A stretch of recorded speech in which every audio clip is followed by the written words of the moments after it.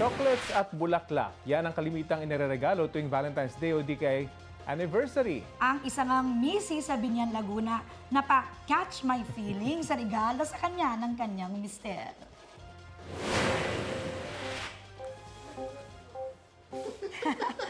Galit ba yan?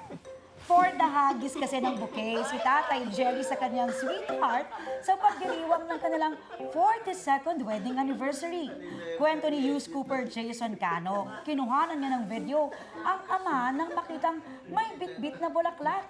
Nagulat na lang daw sila at pinagtawanan ang malagangster na atake ni Tatay. Hindi raw kasi talaga showy si Tatay Jerry. At kahit madalas na aso't pusa ang kanyang ermat at erpat, mas nangingibabaw pa rin ang kanilang pagmamahalan sa isa't isa. Ang Mala Bouquet Toss na anniversary gift ni Tatay Jerry, may 14 million views na online. Tatay Jerry, ikaw ay Trending!